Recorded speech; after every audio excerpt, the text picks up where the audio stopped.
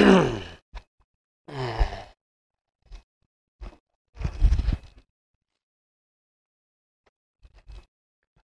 evening. Wow, that's loud. Much better. Okay, I'll try it again. Good evening. Good to see everybody here. We're lacking some folks, some folks that normally would be here. They're not with us. So as far as prayers are concerned, we want to mention Millie. She was going to come tonight, but I think I told everybody at dinner. She had a little bit more work done to her eye, and it's swollen up, and she's not feeling up to it, so she's not going to be here, but she said she would see us on Sunday, so that's a good thing. I want to remind everybody of Ann Miller's funeral arrangements for tomorrow. From 1 to 2 will be visitation at Castleoff, and then the service, of course, at 2 o'clock, and then the graveside service. I believe the graveside service is going to be family only, but we'll be laying her to rest in Kennesaw. So I want to remind everybody of that. Yeah, it's over there close to Whitlock. It's overall close to Whitlock. So as far as other prayers are concerned, where'd Pat go? Oh, I didn't see. I was like, she went on home. No, okay. Pat's recuperating from her we'll call it a procedure. And hopefully that'll take care of the problem for a while. But you're going to go back to see him next month, so you got a little ways to go. Hopefully that'll be uneventful. Let's just hope that. Yeah, definitely uneventful. That's what we're looking for. I want to want to pray for Miss Lucy. She left. I think she left on Friday to head home or head to Texas. Then she's going to be coming back. Yeah. Yeah, she's not going to be gone long. She's heading on back, finishing up some stuff, and she's moving her stuff up here.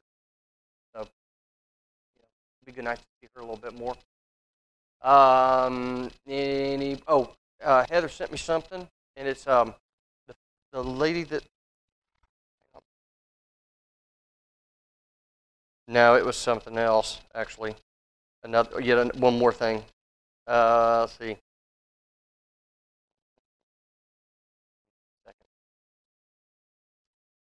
This, we had mentioned her, I believe, on Sunday. This is a friend of Heather's. Her name is Leslie. She was the one that was diagnosed with colorectal cancer, stage 4, I believe. It was bad. But they're going to do intense chemotherapy for 6 months with 5 different medications with some extreme side effects. So it's a shotgun approach. And really, it's a Hail Mary because this is not stage 4 colorectal cancer is not a good prognosis. There's just not a good prognosis for it. But they are doing this. Apparently, they feel that there's maybe something that could happen, or else they wouldn't try it, because this is really aggressive. So prayers for her recuperation, if at all possible, that she's able to have some more time with her family. She has 2 small kids, a 4-year-old and a 2-year-old. She's young. So, it's that bad. So please remember Leslie in your prayers. We mentioned Sunday that there's a friend of ours. They've visited here with the youth sometimes. Christina Geary. Her mom was diagnosed with cancer last year, and she did pass away. And the funeral is on Friday. Memorial service on Friday. So if you would please remember the Aguirre family in your prayers. They would appreciate that, because it was just too much for her to bear. She was in hospice and passed away, succumbed to that illness. But she was a good Christian woman, faithful member of the church. So,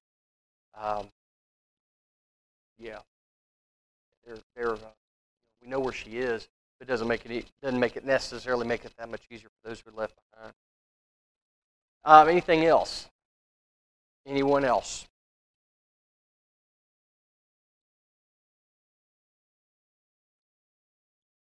Good. Good.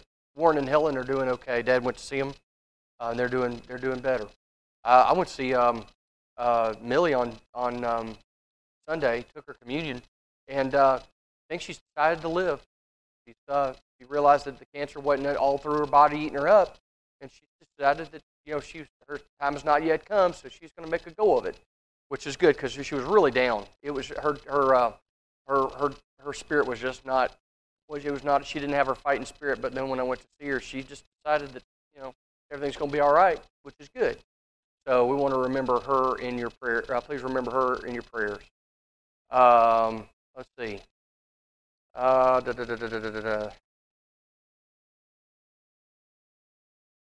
What's that? Yes, I went to see Janice. She was supposed to go to her. She's going to go get her shot on Monday. Okay, but she said she was going to try to be here on Sunday, even though she's going to go on Monday for the worship or for shots. Yeah, cortisone shots. Yeah. That's all. I know, it's a lot, isn't it? Good news, though. Yeah, time's passed. Yeah, absolutely. Yeah. Okay. Prayers for Bree.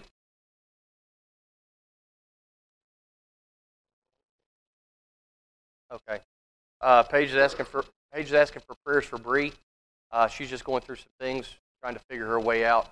Figure her way through life as an adult. It's not always the easiest thing in the world. So prayers for her that she makes good choices and makes right decisions on stuff. All right, let's pray. Father in heaven, we're thankful for the day and all of our blessings. We ask, Lord, that you continue to remember us. We ask, Lord, that you bless those that we've mentioned tonight, those who are sick, those who are having procedures and surgeries and under doctor's care.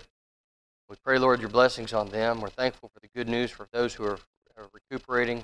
We ask, Lord, that you continue to be with them. We ask, Lord, that you bless those who are traveling or away from us and bring them back to us again safely. We're thankful, Lord, for all that you do for us. In your Son's name we pray. Amen. All right. Last we were talking about grace. Let's see, in Matthew chapter 6, verses 2 through 4, I read this, but I made the statement that a debt cannot be the result of grace. We were talking about things that we could know about grace, what it means, what the consequences are, all of those things. And one of those is a debt cannot be the result of grace. Grace does not incur debt. It does not make people incur debt. As a matter of fact, it is through grace that we have remittance of debt. Those two big things. We don't incur debt because of grace. Our debt is remitted because of grace. And how do we know that? Well, I mean, you think about it, what grace eentailed. Grace entailed the death of Christ on the cross. Well, what did that do for us? It remitted our debt. When we come in contact with that blood of Christ. We didn't incur a greater debt. The debt was relieved. What was the debt? Our souls, our very souls. Why? Because we were in sin. And once that debt has been remitted, we no longer owe our souls. Our souls are no longer forfeit. Let's put it that way. All right. So, but in Matthew chapter 6, verses 2 through 4, it says, "Thus, when you give to the needy, sound no trumpet before you, as the hypocrites do in the synagogues and on the streets, that they may be praised by others. Truly I say to you, they have received their reward." Now, what is he saying here? Well, it's pretty simple. When we give to the needy, or when we engage in some sort of benevolent work, what are we to do? Do it privately, not only not expecting a remuneration or a reward, but not expecting any kind of a fanfare. Don't expect, as for some people, reward is not necessarily receiving something back. That's not what they're looking for, but they are looking for their name to be praised. And look at what he says. As do the hypocrites in the, where? The synagogue. So who is he talking about here? The Pharisees? Yeah. There were those who claimed to be devout. They claimed to be righteous, but they were self-righteous. They themselves claimed righteousness. They weren't righteous in what they were doing. Were they doing good things? Yes, they were doing good things. But what was the problem with them doing the good things? Were people benefited from doing those good things? Sure, absolutely. Even when some guy that wants a lot of name recognition goes and hands a big check, in the amount of such and such, so that this can be funded, is good being done. Sure, good is being done. We can't look at it and say, well, he's not really doing a good thing. Of course he's doing a good thing. He may be doing it for all the wrong reasons. We don't know. We don't know if he's doing it for the right reasons or not. But that's one of my things about these folks who make a big deal. It's like I appreciate when I hear about these sports guys going and doing time in a soup kitchen. I appreciate that. That's a good thing to do. But I always wonder, how often do they go when the cameras aren't on? How many times do they go when the press isn't there? How many times do they go when they just sort of sneak in? Now, I have read about certain figures, certain political figures, certain sports figures, all of these things, and they say, he will never tell you this, he doesn't make a big deal out of it, but every Sunday, every Saturday, every whatever, they slip in, they put on an apron, they do their thing, and they go away again. That's the kind of thing that we can really, I think we appreciate it a little bit more because we realize that they're doing it because they really want to do the right thing. But anyway, all that aside, when we do something good, we don't do it with the expectation of a pat on the back or remuneration. As a matter of fact, it's not grace if we do it for someone who can return the favor. That's the point of grace. God shed His grace on us, and it's grace simply because there is no way that we could do it for ourselves. God gave us a way to reestablish a relationship with Him that was broken because of sin, and it required grace because there's no way that we could do it other than that. That's the whole point behind what He's saying here. Don't do it so that your name can be put up in lights and you can be shown before men, because then it ceases to be grace. You're not doing it because of the reason. You know, the reason behind grace is as important an aspect of it as anything else. Okay, all right. In Luke chapter 6, somebody read Luke. Well, it's a long one. Let me find it. I'll read it. It's kind of a long passage. I have to wait. Hang on a second. Luke. Well, I'm almost there.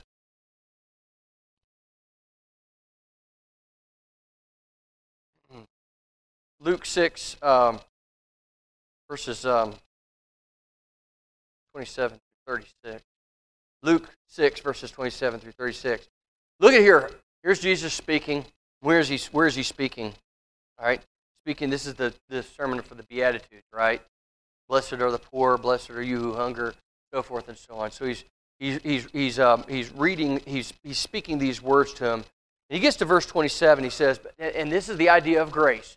You know, a lot of times we think that grace is simply the domain of God. God is the only one that has the potential for grace. That's not so, because he talks about this idea here about grace.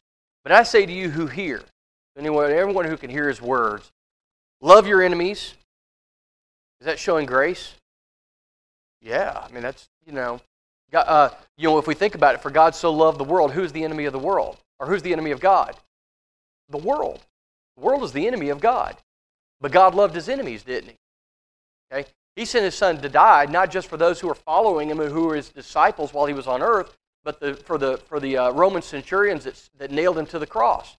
He shed His blood for the Pharisees who were standing there and said they would wag their chins and nod their heads and mock Him and saying, come down if you're the Son of God. I mean, if that's not an enemy of God, I don't know what is. But Jesus died for them as much as He died for someone who heard it and said, I believe, I want to be a part of this.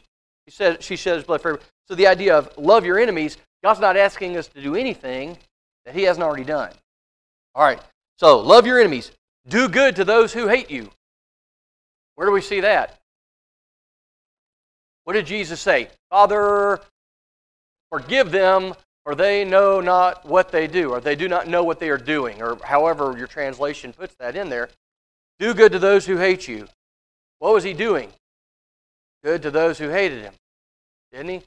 I mean, just the fact, think about this. If we think about doing good, remember what it said that Jesus had. He said, my Father's given me power to call legions of angels.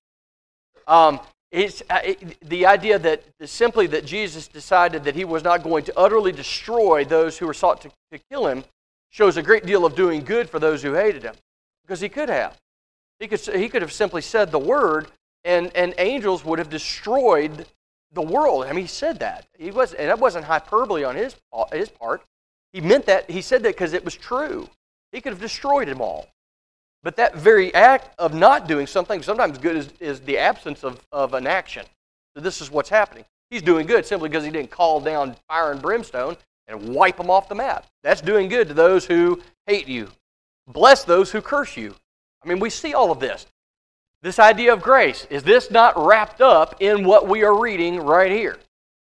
Absolutely. This is grace. Okay? Part of grace is not simply a matter of unmerited favor. It's the idea of not rendering to someone what is due them. Sometimes it's the absence. God is not doing what really should be done. That's grace. Sometimes it's doing something for someone that they have not deserved. That's grace as well. So here's grace wrapped up in Jesus Christ, right? I mean, he was the very manifestation of love and grace in the Word. I mean, all the best, the very best things that we could possibly, things that we lacked, He brought. All right? Pray for those who spitefully use you. I mean, once again, what did Jesus do? He prayed for those who were abusive towards Him, who were, and I mean physically abusive towards Him, not just those who were speaking the bad things, but were doing the bad things. To him who strikes you on the one cheek, offer the other also. Probably one of the hardest portions of Scripture that we can hear. You know, and he's using this he's using this metaphorically, but it means it just in the physical aspect of it as well. If somebody strikes you on one cheek, you turn the other one to him as well. Is that grace? Yeah. Why? How is that grace? Why is that grace? Remember what it says, sometimes grace is not doing what would be appropriate, that many people would consider appropriate. So how is turning the other cheek grace? Is it not grace instead of turning around and, fighting back? Somebody slaps me on the right cheek, I'm going to slap him right upside the head. That would be the world's way of handling a problem, wouldn't it? That would be the world's reasoning in dealing with someone who strikes you on the cheek. But we have to take the example of Jesus Christ. What did He say? Don't render evil for evil. Render good for evil. When we do that, what are we doing to the enemy? Keeping coals of fire on their head. That's grace. So yes, we can administer grace to those who seek to do us harm. Absolutely. Not only can we are to do that because we are to show the example. We are to be little Christ. We are to be Christian. And that's how Christ reacted. All right?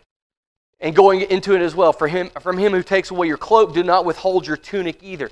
And we think about this, not very often are we going to get straight into this territory in the physical realm, but he's not necessarily just talking about the physical, he's talking about the spiritual. This is a metaphor for how we are to perceive our enemy, to perceive someone who seeks to do us harm. What do we look at him? Do we look at him as an enemy, or do we look at him as someone who is lost? Remember, we talked about this on Sunday. How did the older brother view the younger brother?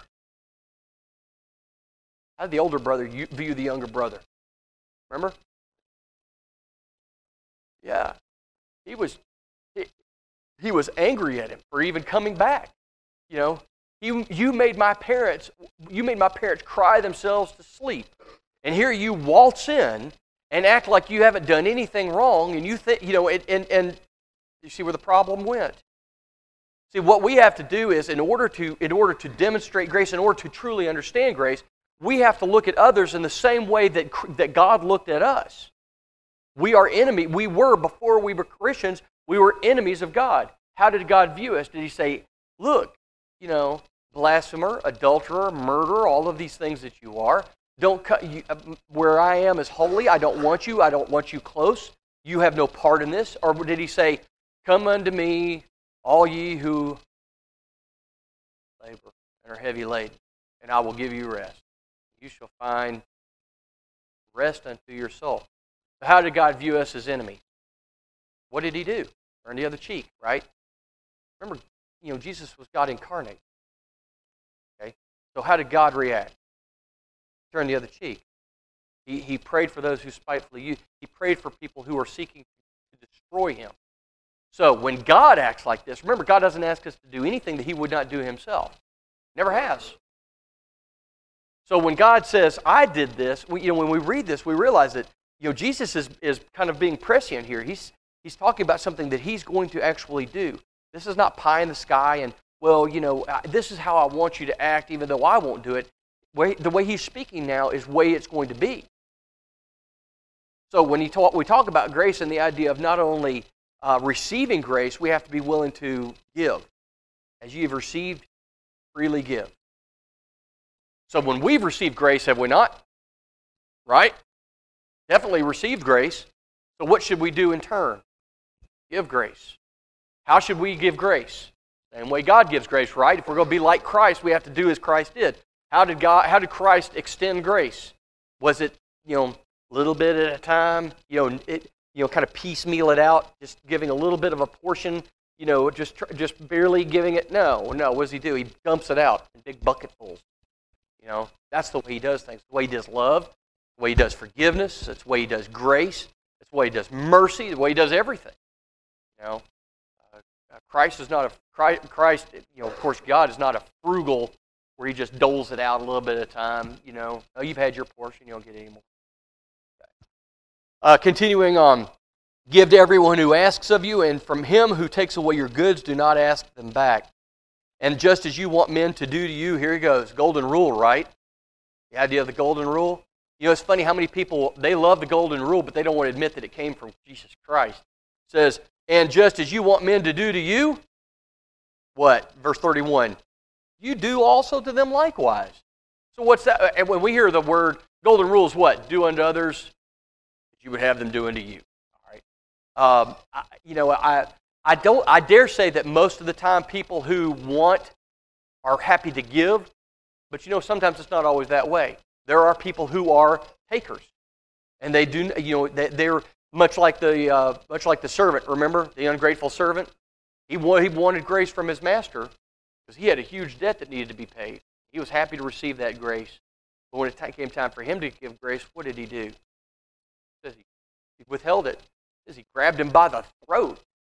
It said, "Pay until I can't pay. Well, I'll throw you in prison until you can." I mean, there's a reason that parable was spoken. I mean, there's a lesson to it.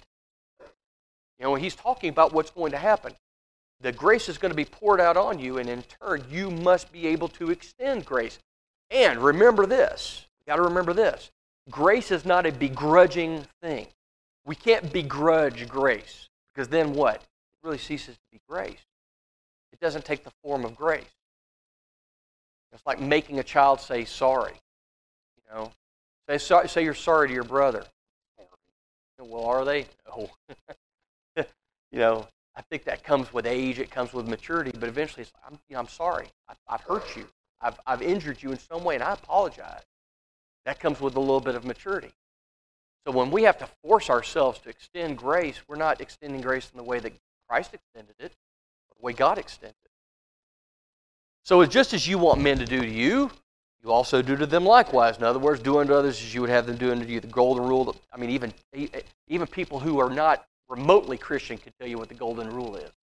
And they love to abide by it, but they won't admit that it came from the Bible. But if you love those who love you, and here's the question, it's a rhetorical question, he's asking a question, but if you love those who love you, what credit is that to you? In other words, when you render to someone something that they can turn right back around and give back, have you really extended grace? Is that really grace? When you can give something to someone, the idea of say, for example, if you want to show true graciousness, you give something to someone that they can't possibly repay. There's no way they could repay.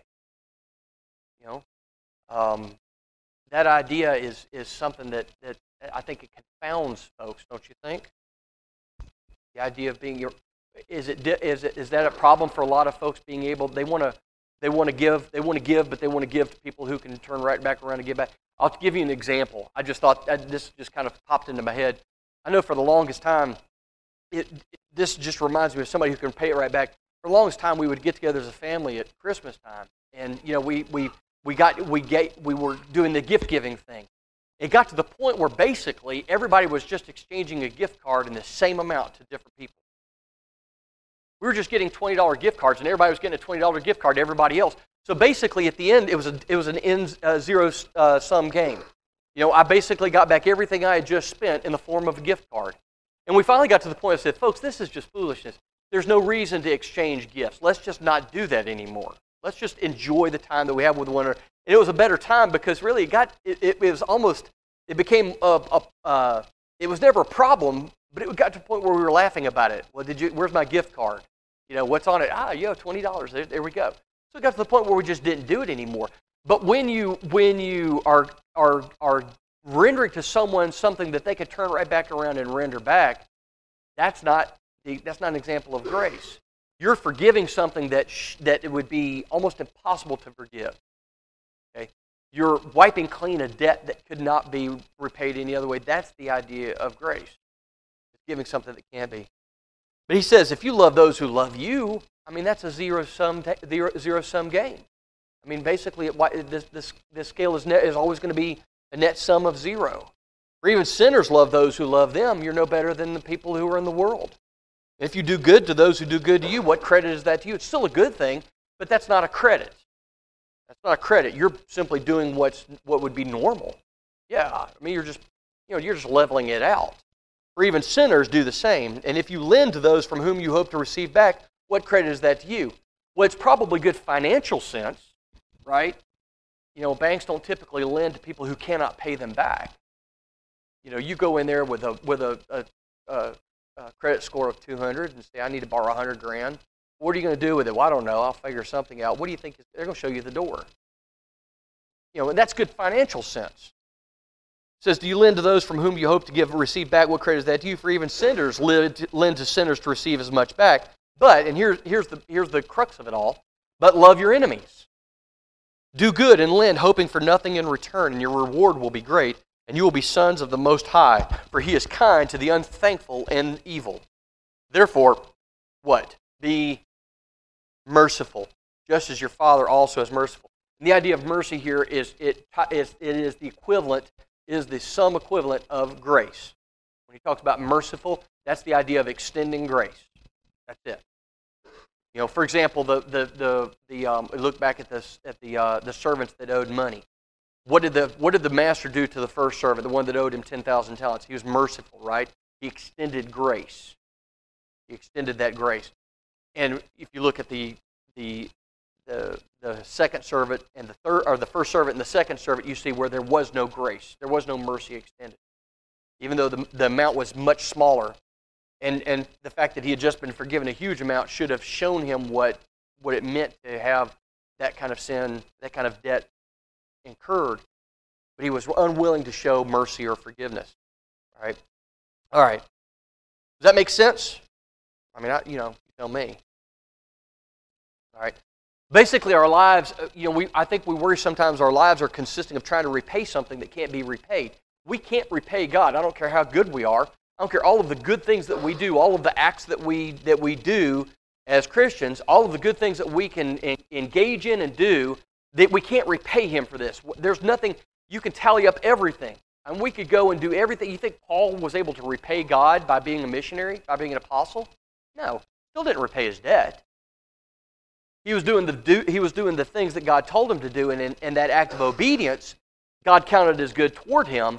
But there's no way, no matter how many people he converted, no matter how many countries he went to and preached in, all of the things that he did, no matter how many letters he wrote, no matter how much prophecy he engaged, all of these things, he could not repay what had been paid for him.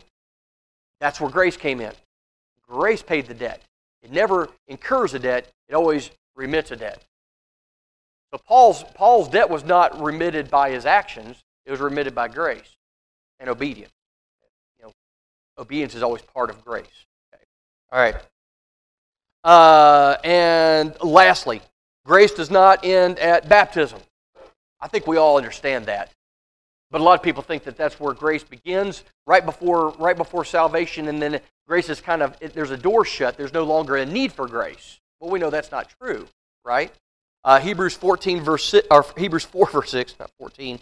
Hebrews 4 verse 16 says, "Let us then with confidence." Now I want to ask you a question. Hebrews 4:16, if you want to turn there, it's fine. It says, "Let us then with confidence." What does that mean, the idea of confidence? Boldly, okay. Anything else?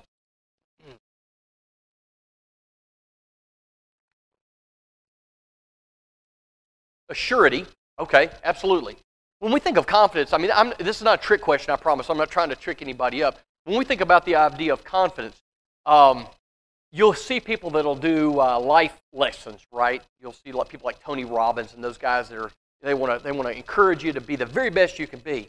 And they said one of the things that you need to do is when you engage in something, you need to go into it with confidence. People can tell when you're weak. You need to go into it with knowing, go into it with surety. He'll say, you look at lion tamers. He said they don't go in there and cower in the corner. They go in there and they're there to show the lion or the tiger or the lion or whatever, the big cat, who's boss. So they have to go in there with confidence. They sense if you're weak, and they sense when you're scared, and that's when they view you as prey, and that's when you could get really mangled up. So you go into it with confidence. That's what all these life coaches tell you. Always be confident. When you go in going to ask for a raise, you go in confident. You know your worth. You know everything about it. All of those things. So, having that in mind, the idea of confidence, I like the idea of a surety. You're assured of something. You know something. So look at what it says in context with what he's saying. He says, let us then with confidence draw near to the throne of grace. All right. Now let's think about this for just a second. Because for one thing, it tells us we have to do what? We have to draw near. There's a throne of grace. Now, who's he speaking to here? He's speaking to the church. He's speaking to Christians. He's speaking to the saved. So, if we know that he's speaking to the saved, we know that even for the Christian, that the people who are now Christians, who are New Testament Christians, who have been saved, there is grace that must be received, right? Right? All the women looking at the baby. No, it's fine. All right. So we know that there is a throne of grace. Grace must be received even by the Christian. Even for the Christian, there's still grace that must be received. Why? What does it say? Draw near to the throne of grace so that we may obtain mercy and find to do what? Help in time of need. Okay. So grace has a part to play in our lives even after we become New Testament Christians. Grace is what we found the path, all right, through study and through the desire to draw near to God. We find the path. We indulge in God's grace to accept Christ and to be redeemed through baptism. But then after that, there's still a need for grace. Of necessity, there's a need for grace. Because after we become Christians, does everything automatically turn around for us? And there's ever any more problems again? Our lives are hunky-dory from the rest of our lives and until we die, and we'll all die peacefully in our sleep, surrounded by the people we love? No. Yeah, man, when we start thinking like that, that's what a lot of people think. When I become Christian, that's what a lot of people are taught. When I become a Christian, there aren't any more problems. I'm going to be wealthy, and I'm going to be healthy, and there's not going to be any problems for me, and my life is just going to be great. No, we still have to live in this world. So there's going to be a time of need in our lives. So what is going to get us through that time of need? Our faith in what? Throne of grace. Grace of God. So the idea of the throne of grace means where?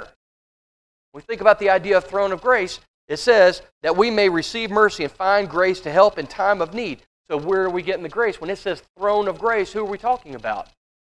God. So God still is a fountain of grace even after we become Christians.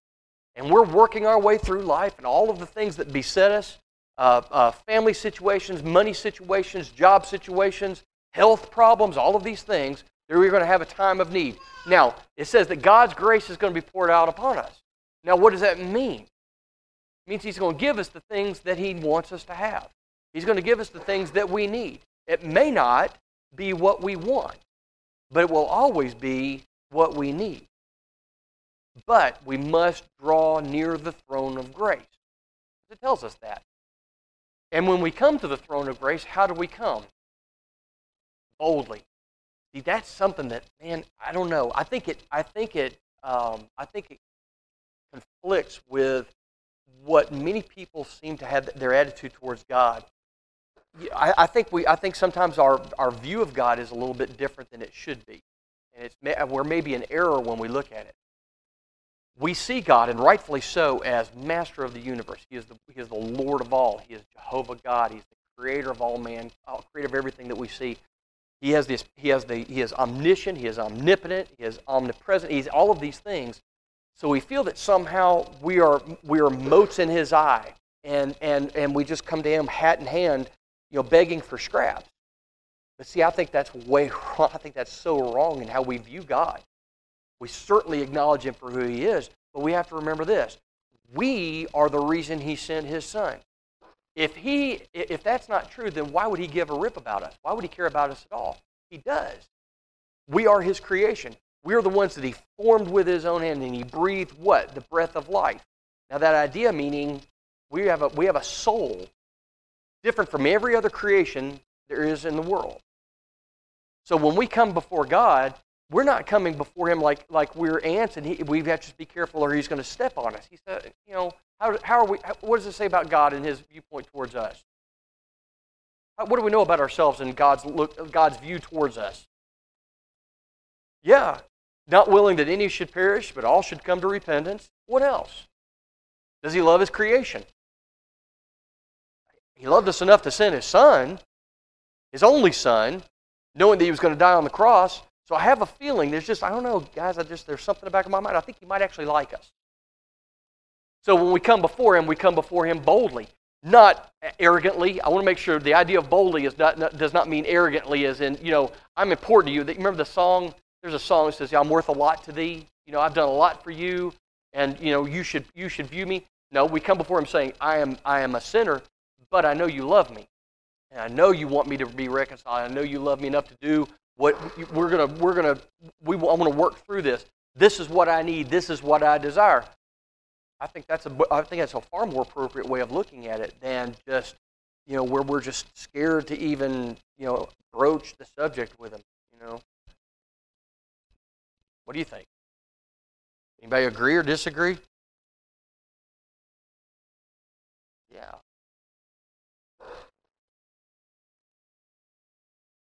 Yeah, and you know what? Sometimes He will anyway, but you can't expect Him to. Yeah. He says pray, but pray with what? Pray without ceasing, but with expectation. Yeah, when we pray, we're to expect. If we pray and we don't expect, then how is that a prayer? It's vain prayer. I mean, if we don't expect it, if we don't have faith that He's going to follow through on what He says He's going to follow through on, it's not much of a prayer. It's like a child's apology when they don't really mean it. That's kind of hollow. You've made a show of it anyway, right? It's like these guys, these yahoos on TV, and no matter where it is, politics or sports or some movie star or something like that, they say something moronic and then they get called out for it. And they make this apology that's not really an apology, and you think, some publicist put that together and they're just reading it on screen. You just get the sense that they're not really serious about it. They're just mainly sorry that they got caught rather than they actually did something. And that's what I look at when they think about people who pray without really any kind of sense of understanding or faith. That's it. Well, it's hollow words. It's a vain prayer, so to speak. Okay. So it says that we may receive mercy and find grace to help in time of need. So we know that grace is still poured out on the Christian. It doesn't stop at baptism. It still continues to pour forth. But in Romans chapter 6, it says, what shall we say then? Shall we to continue in sin that grace may abound? Well, certainly not. It says, God forbid. That's not what we're supposed to do. We should certainly desire grace, but what we want to do is we want to make sure that the need for grace diminishes, because the idea of when we receive grace when we sin, yes, we receive grace when we sin, but we shouldn't want to sin simply so that we can receive more grace, right? Makes sense. We want grace because we need grace, but we don't want grace because of the sin in our life. We don't simply sin to receive something that we need because we sin. You see the circular logic? It's illogical, but it's circular in nature, right? That's exactly. The idea of we may receive mercy, okay, and that certainly is a case of the idea of sin, but also find grace to help in time of need. So we have both mercy and grace. I certainly want God's grace and mercy when I sin, but I don't want to sin to receive it. There are many other facets of my life that I could use some grace and mercy. And He's quick to do those things. So why then? All right. Why? In 2 Corinthians chapter 9 and verse 8, it said, "And God is able to make all grace abound to you, so that having all sufficiency in all things at all times, you may abound in every good work." So why do we want grace? Well, it tells us, so that having all sufficiency in all things at all times. So what does grace do? It gives us what we need. Through God's grace that we have the blessings that come down from the Father of light, right? That's what it tells us. When we have grace, everything that is sufficient to us, everything that sustains us is given to us at all times. So basically, we are kept in Christ, right? To receive all those spiritual blessings and sometimes physical blessings, that's what keeps us in Christ, is God's grace. Makes sense. I like the idea of that. I don't want to sin so I can get grace. I just want to be kept in God's good graces through Christ. He keeps me in Christ through His good graces. So, does that make sense? Everybody all right with that? Yes, ma'am.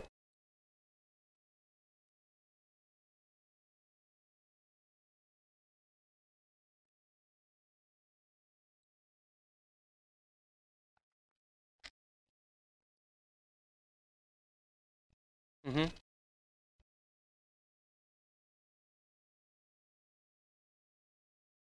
Right.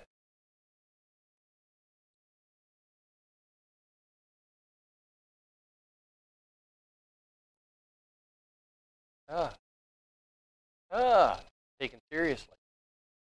And that kind of feeds into the idea about, for the longest time, that's what you always heard. I think when people, especially in antiquity, when you would hear people talk about God and His attitude towards His people, and that certainly flies into the idea of the Calvinist viewpoint. But this concept that God views us basically as we're dust, we're insignificant. And I think that rubs me the wrong way, because I do not believe that. God views every one of us individually. He knows each one of us individually better than we know ourselves. Why would He take the time to do that with something that He felt no compassion and love and grace towards? That doesn't make sense. There's no reason to that. There's no logic behind that. What God would do something would send His Son to die for something that He cared nothing for. So when we come before God, we do have it tells us to do that. So if God says, "I want you to come before the throne of grace boldly," does that give us the right to come before God boldly? Yeah, Christ Himself gives us that right. The Holy Spirit gave utterance to the fact that when we come before the throne of God, that throne of grace, that we're to come with an expectation, with an understanding. And I like the idea of an openness. We don't couch our language with God. We're careful about our reverence towards Him, but we don't couch it in, sometimes we say, "Well, Lord, you know my needs," and we hem-haw around what we're asking for. I always like it when there's a prayer uttered where we say, "Sister such and such is sick. We want her to get better. This is what we're praying for. We want health for this sister in Christ. We want such and such has said that they've lost their job. Lord, we're praying that you open up an avenue that they can get a job." There's nothing. Why is there a problem with that? God wants us to be. He's been pretty open with us, hasn't He? Is God shy about His language concerning us? No, He's pretty open. He speaks to us pretty bluntly sometimes, which is necessary. So what should we do the same thing with God? Yes, with proper reverence, but we say what we need to say. We make clear what we're after. Always, of course, couching that in the terms of, this is what we desire, Lord. Your will be done and not mine, but this is what we want. This is what we're asking for. We've asked for prayers for people who are, they're at death's door, but we still ask. We come boldly and we ask. But I agree. I like that idea of openness, like leaving a witness. In other words, when we leave, there's no doubt in anyone's mind what's been requested. There's no doubt in anybody's mind what we're asking for, what we want, what our needs are. Yes, He already knows. He knows before we even ask. He knows what we need even when we ask for what we want. But He commands us to come boldly before it and ask. All right. We're going to go for a couple more minutes, and then we'll be done. All right, we're going to shift gears for a couple at this point. We're going to go into something a little bit different, the idea of sin in the world. Matthew chapter 9, verse 12, Jesus is speaking here. It says, "They that be whole need not a physician, but they that are sick." Who's he speaking of? Sinners. Who are the sinners? The world, right? You know, I think sometimes we look at things. I don't know if necessarily wrong, but I think we don't draw differentiation. There's the church and there's the world. That's it. If there's never a more clear delineation in nature, there's a difference between the church and the world, and that's of necessity, right? There's a reason for that.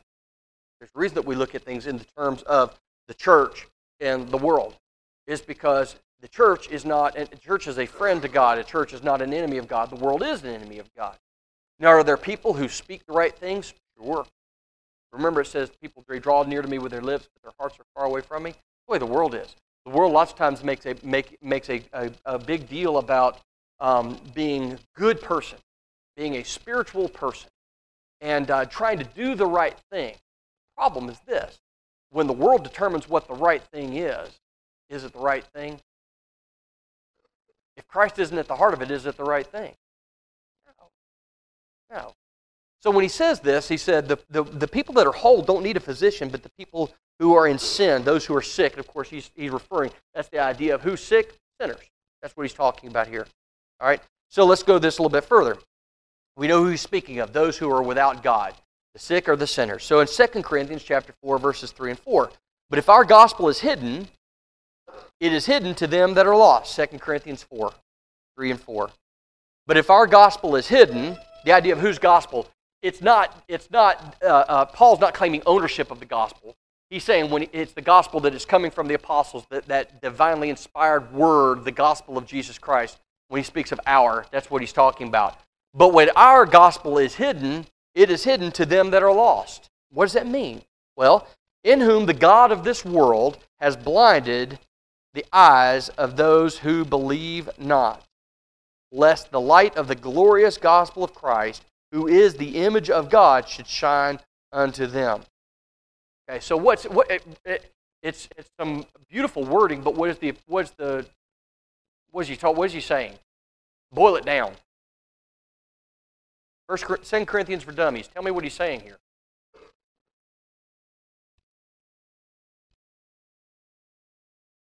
What is he saying, Carolyn? You looked at me, so you shouldn't have got my eye. What is he saying here? Are you distracted? Okay. We can't handle babies. I know, we can't handle babies. All right. So, if our gospel is hidden, gospel of Jesus Christ, it is hidden to them that are lost.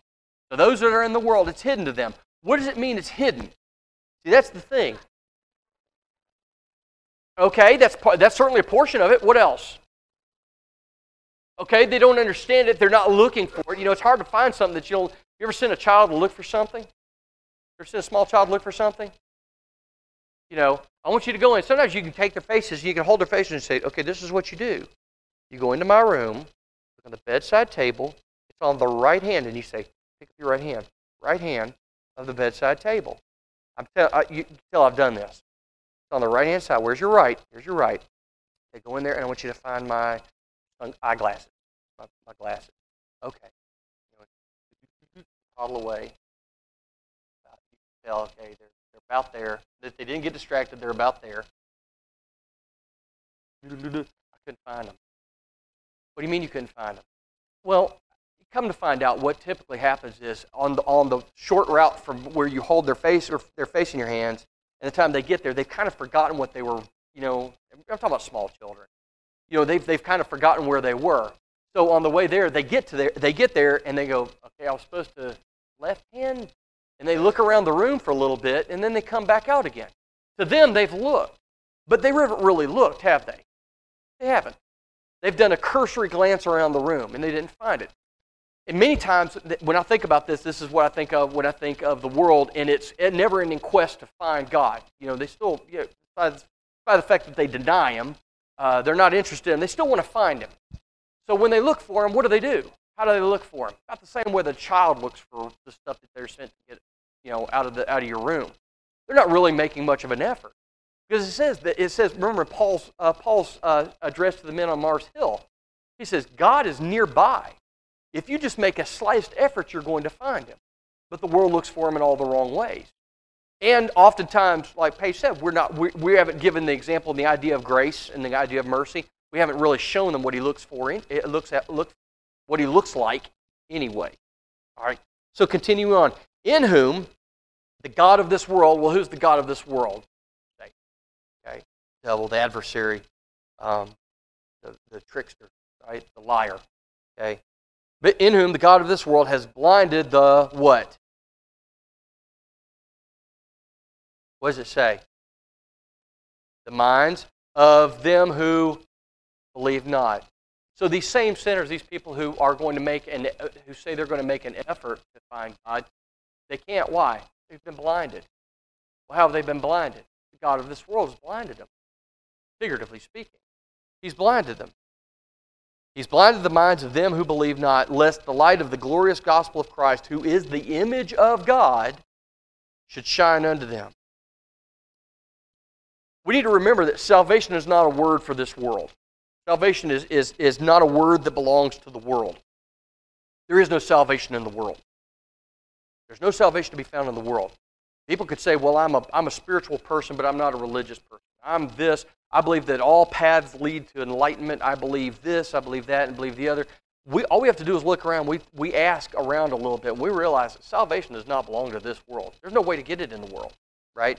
There's no way to get it. Sin is the way of the world, not salvation. Because if there was salvation in the world, it wouldn't be the world anymore. It'd be the church. There's a line to be drawn, and we must draw it. Now, sometimes people will say, well, that makes you holier than thou, and that makes you self-righteous. No, because you don't know what those words mean. You have no idea what you're saying. You do not understand. You're blinded. You've been blinded by the God of this world. You don't see it because you don't want to see it. It's like a child, a child tries to do something, you distract them. What do you distract them with? Some bright, shiny, trinket or something like that. You can get a kid's attention pretty easily with that. Man, that's as easy as it takes for the God of this world to distract people who are looking for God, right? You just angle something in front of them. Man, it's so their attention is drawn to it, and they'll keep walking after that until they fall off a cliff. That's how bad it is. So they're distracted. They're blinded. They're not going to find it. Salvation is not in this world. Ephesians 2:3, it says it fulfills the desires of the flesh and of the mind. Well, there's the problem, right? All right, Ephesians 2:2. Sin is the way of the world. I'm sorry, verse 2. Start back over this. I have it out of order. In 2:3, all right, we'll stop again. We'll do 2:2 and then 2:3. I'll get this right. The prince of the power of the air and is the spirit that is now working in the children of disobedience. And what does this do in chapter 2 and verse 3? The prince of the power of the air. Sin is the way of the world. What does it say? Ephesians 2:2. Who's got it?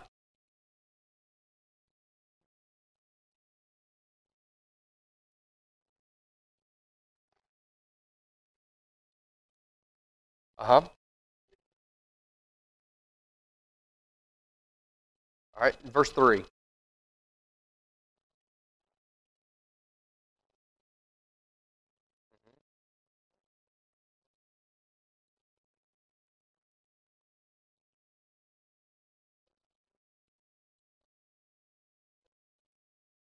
Okay.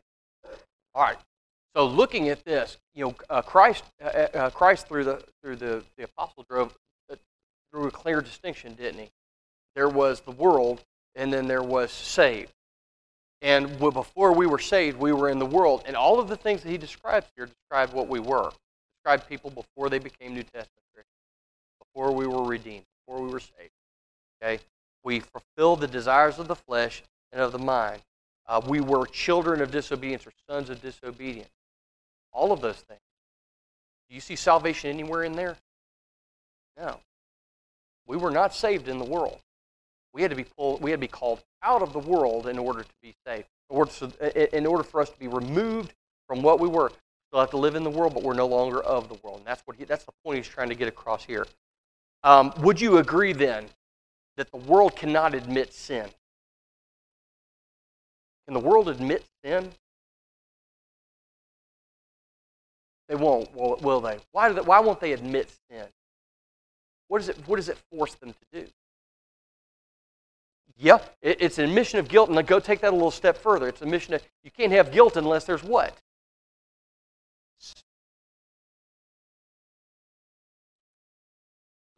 Okay, yeah, I know I'm probably, I'll give you what I'm asking for, because I'm leading you down, I'm probably think I'm leading you down the wrong pathway towards the one.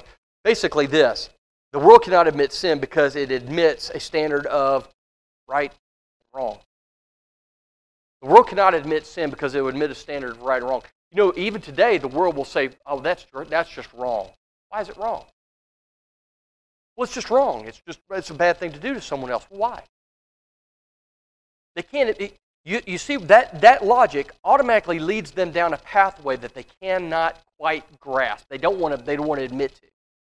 You know, their belief that there can be this postmodern thought that there is no real right or wrong. It's all subjective to the people that are engaging in it, and what might be wrong to them is not wrong to someone else. And the idea of subjective evil. Well, subjective evil is just wrong. There is an objective standard of right and wrong, and it comes from God, and only from God. The world can't develop that. The world has no potential, has no capability to determine objective right and wrong. That can only come from something greater than the world, which is God. So when we are taken out of through grace, remember this is the important thing. We are taken through grace out of the world. What then? We understand what right is. You know, the people that crucified Christ, many of those people who crucified Christ thought they were doing what? Look at Paul. Yeah, I mean, I was doing what I thought was right. You know, I'm trying to get rid of this church because, you know, I wanted, like God needed defending. I needed to defend God. He thought he was doing the right thing. The problem was he was not looking at God, what God saw. We'll stop. Because I'm going to get another tangent, and then we're not going to get to finish. All right. So remember this: world cannot admit sin because it admits a standard of right and wrong. So then, the cross is diametrically opposed to the world. Okay. We'll end on that, and we'll pick that back up next week and talk a little bit further the idea about a God and the way the world views God versus the way that we understand God. Okay. All right. That's it. All right, we're going to sing one verse of 382, and we're, of course, anyone who needs to avail themselves of the prayers of the church, come while we stand and while we sing.